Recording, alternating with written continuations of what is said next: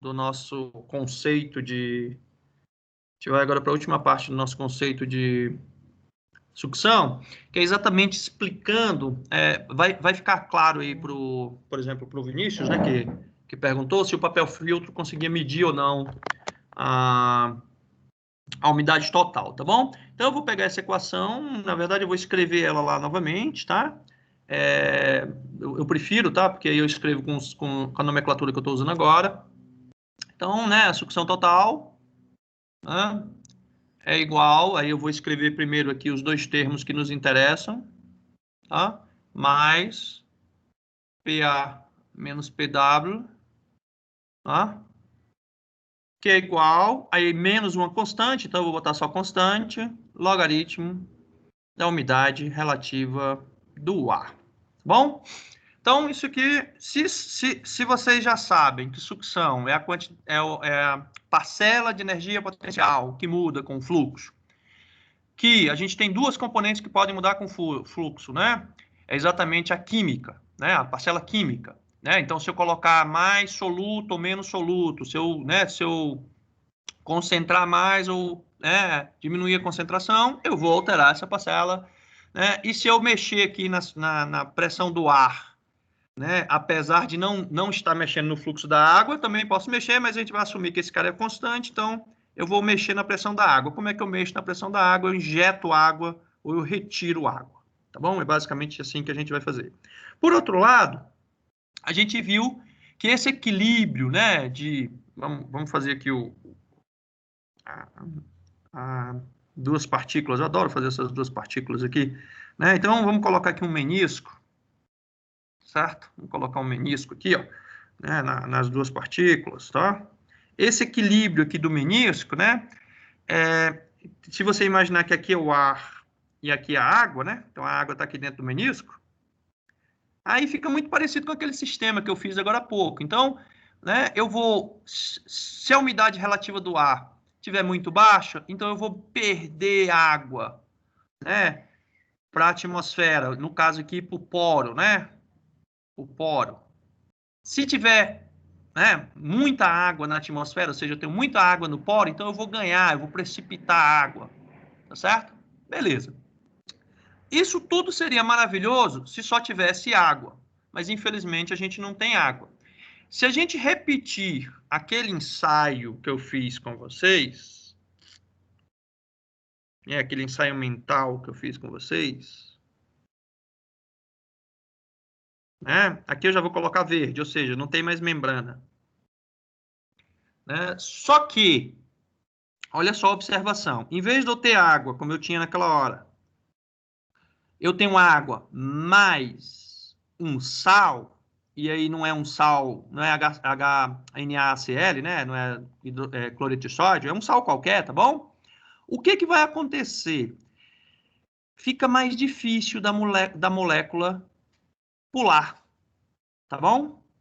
Então, provavelmente, eu vou ter uma quantidade menor de moléculas aqui. Então, o que a gente pode assumir aqui? Que a pressão de vapor saturado só da água deve ser maior do que a pressão de vapor saturado da solução. Então, eu vou colocar aqui sol. E acho que todo mundo vai entender que é solução. Entenderam o porquê, né? Ora, aqui eu não tenho só mais ponte de hidrogênio, né? Eu não tenho só mais as pontezinhas de hidrogênio aqui, né? Ligando uma molécula de água a outra, né? Eu tenho agora íons também. E como eu falei para vocês, essas ligações iônicas são mais fortes. Então, para a água pular e virar vapor, ela tem que estar com muita energia. Se ela tiver com energia baixa, ela não pula, tá bom? Ela não vai conseguir dar esse pulo. Então, o número de moléculas que eu vou ter no ar é menor, né? E aí a gente vai fazer essa consideração, né? Que é óbvio que é diferente, né? Se é maior, é porque é diferente também, né? Então, a pressão de vapor da solução é diferente da pressão de vapor da água pura. E, né, mais importante ainda para a gente, né, a pressão de vapor saturado da solução é menor do que a pressão de vapor saturado da água pura. Se até aqui estiver ok, eu vou fazer um tratamento matemático neste termo, tá bom? Né, vou trocar aqui a cor para ficar mnemônico. Então, eu vou pegar aqui, ó, sucção é uma constante, logaritmo. O que é a umidade relativa do ar? Aí aqui eu vou só colocar assim, ó, pressão de vapor, não tem nada, tá bom? Dividido por pressão de vapor saturado. Aí, pessoal, em vez de eu ficar escrevendo as letrinhas, eu vou botar só um asterisco aqui, tá? Da água, tá bom? Tudo bem? Isso aqui é o da água pura, tá certo? Aí, a gente vai usar uma propriedade do logaritmo, tá? Vai ficar muito pequeno aqui, tá, pessoal? Vou copiar isso aqui para outro slide que vai ficar muito pequeno aqui, tá? Eu queria fazer aqui para aproveitar a figura, mas não dá, não. Certo? Pronto. Aí a gente vai usar a propriedade do logaritmo, né? E uma propriedade da multiplicação, né? Não sei nem por que eu estou explicando isso, não precisa, né? É logaritmo, a parênteses. Então aqui vai ficar pressão de vapor da atmosfera, né? Não botei nada por causa da atmosfera, dividido por nada vezes, né? Nada dividido pela pressão de vapor, né? Saturado. Aí aqui o asterisco é indicando que é da água, tá? Beleza. Se eu multiplicar e dividir pela pressão de vapor saturado da solução,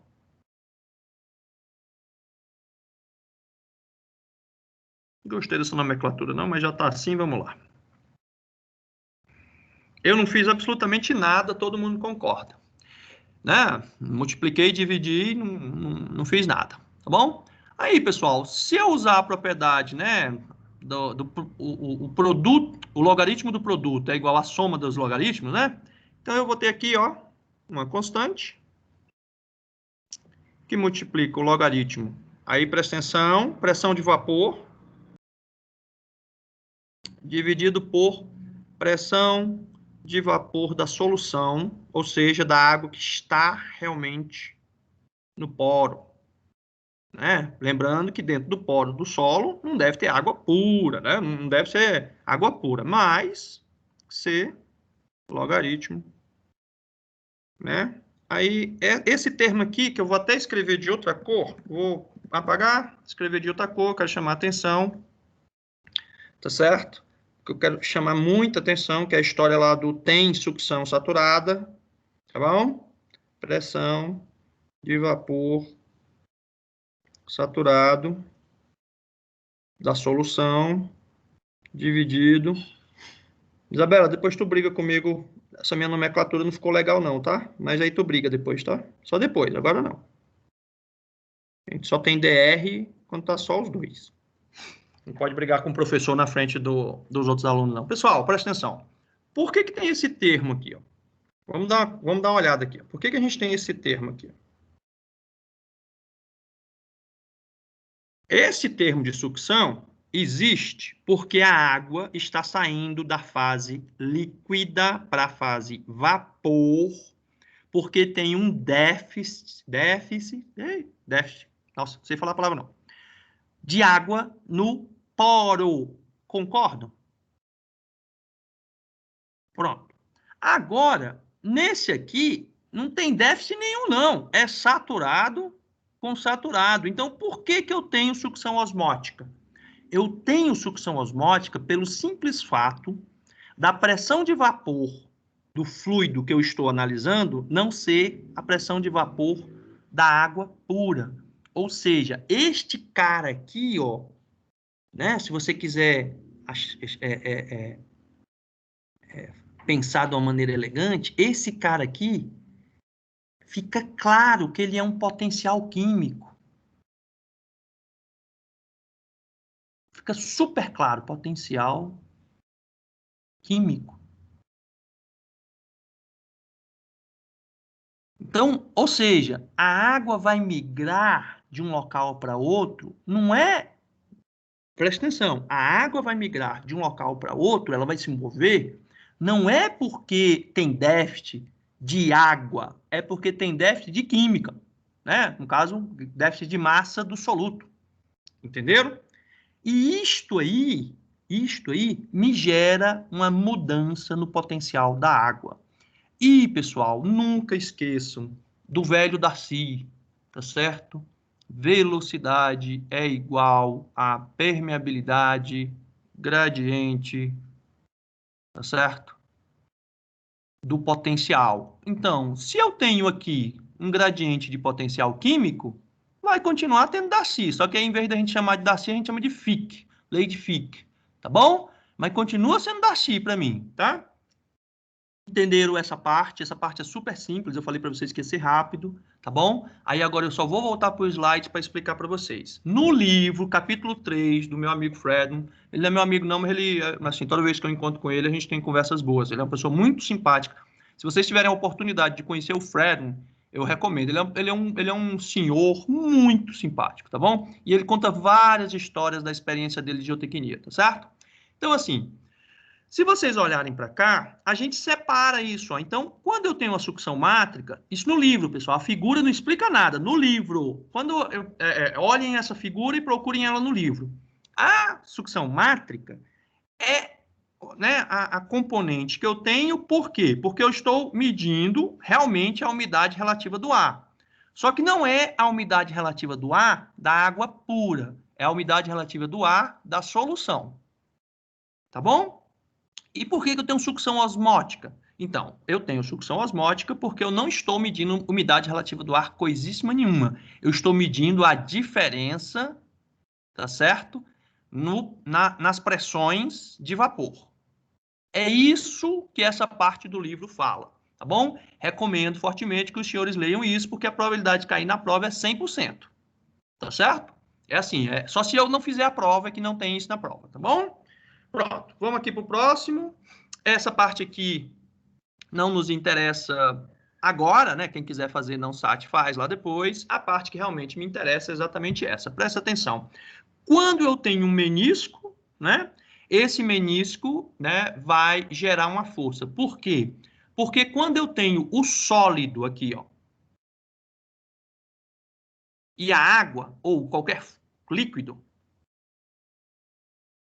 eu gero um ponto, tá certo? De adesão do líquido na água. Esse ponto aqui vai fazer com que esta membrana, que é chamada de tensão superficial, tá bom? Tensão superficial. Na verdade, tensão superficial é a propriedade, né? Membrana é a película contrátil, que o Fred chama, tá bom? Vai fazer com que essa membrana se curve. Quando essa membrana se curva, aparece uma força aqui. Pessoal, toda a confusão dessa aula, tudo que eu estou explicando é por causa dessa força que aparece aqui. Essa força, tá certo? É totalmente diferente da força que existia quando o solo estava saturado. Quando o solo estava saturado, o empuxo tentava afastar essas duas partículas. Agora que o solo está não saturado, essa força, né, tenta aproximar essas duas partículas. Isso é relevante em solo fino. Nessas partículas aqui que a gente colocou, que é, por exemplo, o grão de areia, né, ela não é relevante. E por que ela não é relevante? Porque, né, se você olhar o peso da partícula em relação, né, à magnitude da força, o peso da partícula é muito maior do que essa força que vai surgir aí devido à tensão superficial, tá bom? Então, não vai fazer nenhum sentido isso, né, para areia. No máximo que dá para a gente fazer é brincar de castelo de areia. Agora, pessoal, quando a gente está trabalhando com partículas muito pequenas, como é o caso das argilas, essa força é da mesma natureza, tá certo? Da mesma ordem de grandeza, desculpa, da mesma ordem de grandeza das forças de Van der Waals, das forças de Coulomb, que são as forças que controlam o comportamento da argila. Então, essa força aqui é super relevante. Pessoal, só para vocês terem uma ideia, coesão do solo de Brasília efetivo, de 5 a 10. Se medir mais do que isso, é acidente, tá? Não recomendo, não. Tá bom? Coesão aparente devido à sucção. Eu já medi 150. Tá certo? Toda essa coesão extra aqui é essa forcinha, tá certo? Aproximando uma partícula da outra, tá bom? Só para vocês pensarem mais um pouquinho como essa forcinha funciona muito parecido com a força com o atrito. Vocês lembram que quando eu estava escrevendo a equação de resistência, era sucção multiplicada por um ângulo de atrito, asterisco? Então, é a mesma coisa, eu estou adicionando uma força aqui, né? Uma força normal, que vai ser multiplicada pelo meu atrito, tá bom? Deixa eu ver se tem mais alguma coisa relevante, só para a gente acabar aqui com a aula. Acho que não. Então, realmente só tem isso. Acho que não vou conseguir terminar hoje, que droga. Tá bom? Como é que a gente mede sucção? A gente mede sucção... Pessoal, só um comentário. Eu vou gastar um pouco mais de tempo aqui nessa parte da medida, até para explicar lá a dúvida do Vinícius, tá bom?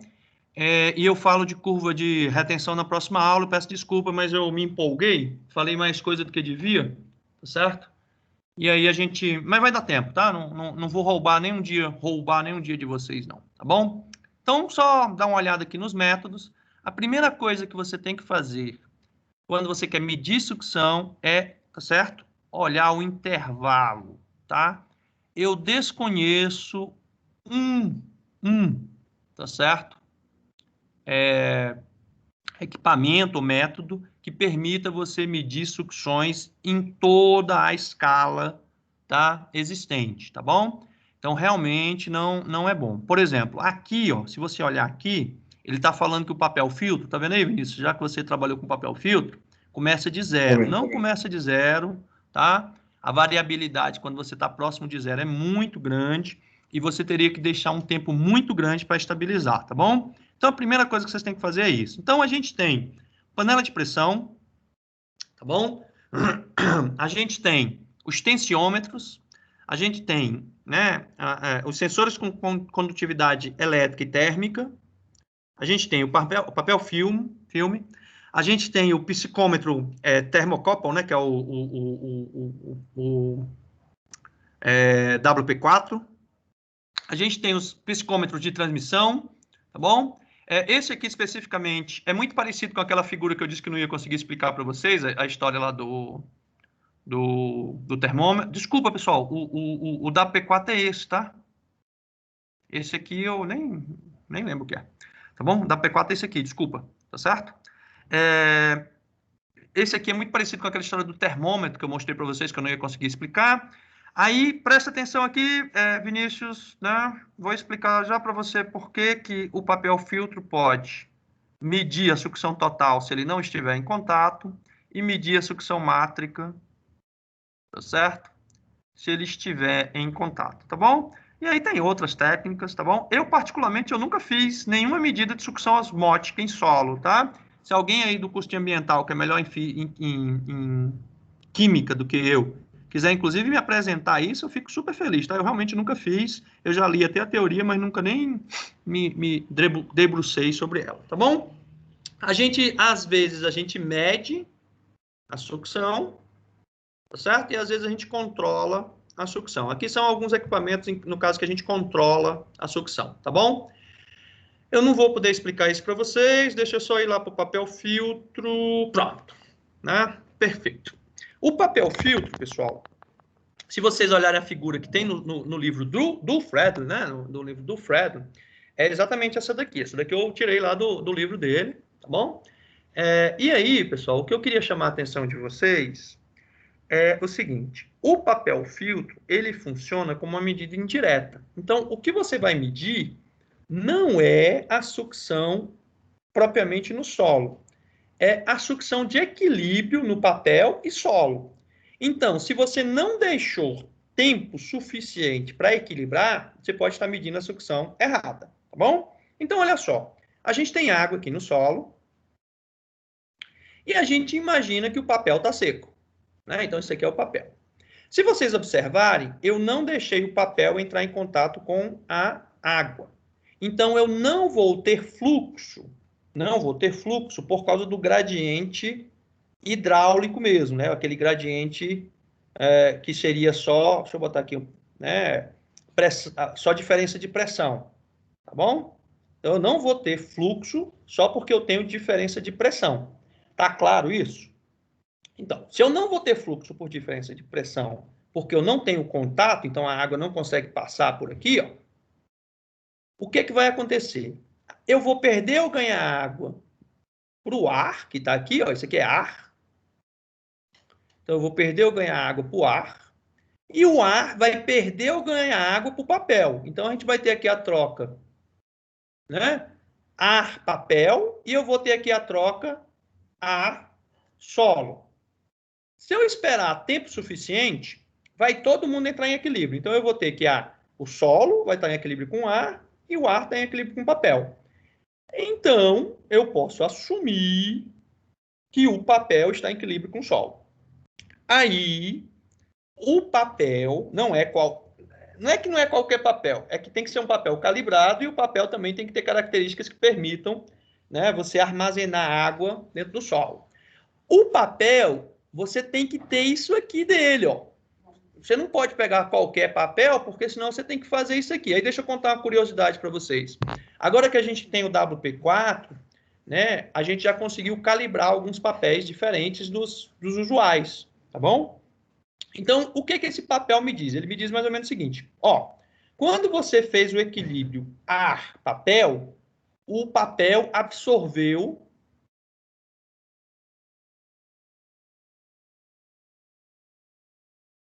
água. Ou perdeu água também, né? Não tem problema, não. Tá certo? Ou absorveu água ou perdeu água, né? Tá bom? Aí, meninos, fica um caso muito interessante. Você tem a massa do papel, né? Antes de ter colocado ele aí no sistema. Aí você tem a massa do papel depois, né? A diferença te dá a massa de água. Tu divide pela massa do papel, tu tem a umidade do papel. Aí tu vem aqui na umidade do papel e tira a sucção. Tá bom? E tira a sucção. Aí, observa. Eu estou medindo que sucção? Eu estou medindo a sucção devido à diferença entre a umidade relativa do ar, tá certo? Supondo que está todo mundo em equilíbrio. Se eu tenho a umidade relativa do ar, né? Se o que aconteceu aí foi eu ter mudado, se eu ter feito uma variação na umidade relativa do ar, qual é a sucção que eu estou medindo? A total. Tá certo? A sucção que eu estou medindo é a total. Já quando eu coloco o papel em contato com o solo, por que a água vai migrar? Porque eu tenho um gradiente de pressão. A pressão da água no papel, né, é muito menor, né, no papel. É muito menor, muito maior, ou igual, tanto faz, tá? É diferente. Ah, que droga. Fiz alguma besteira aqui, agora não vou conseguir mais riscar. É diferente da pressão da água, né, do solo.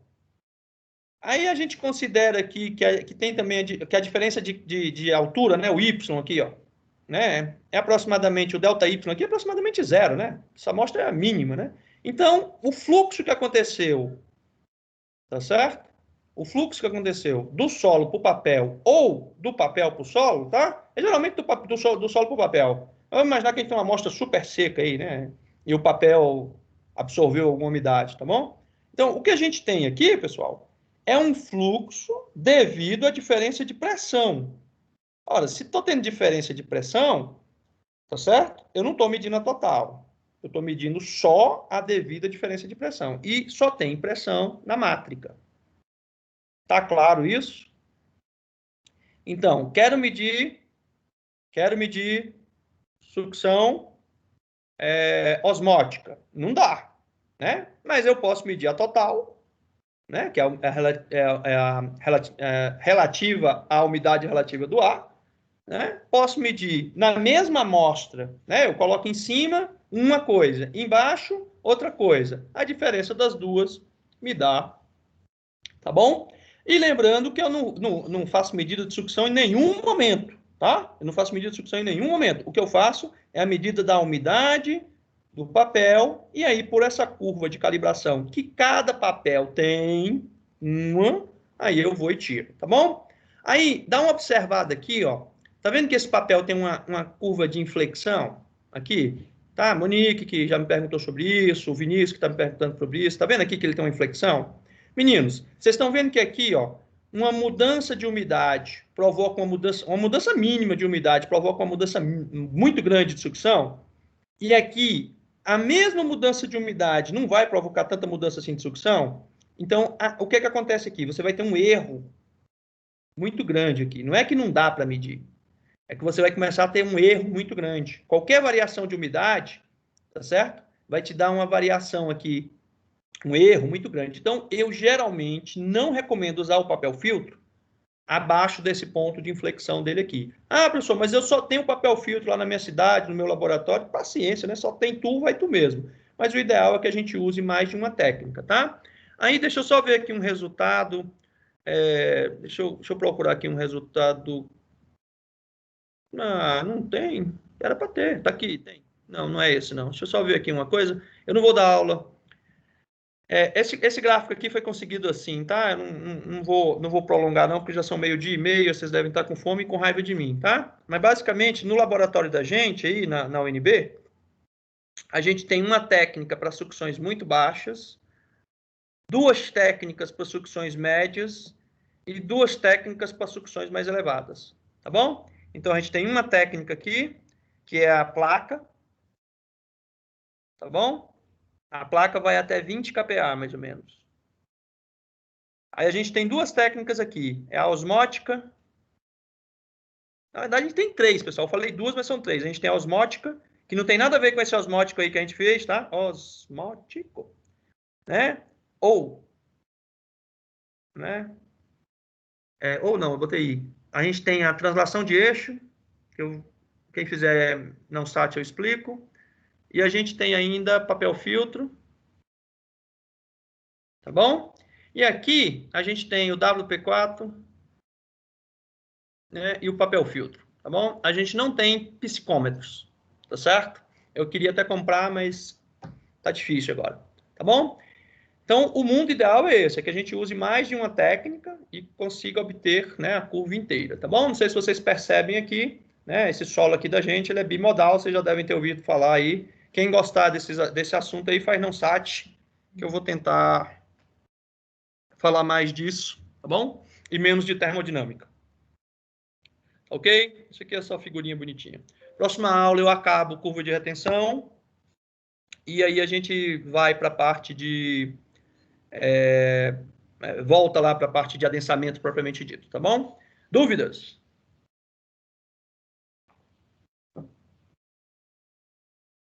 Dúvidas?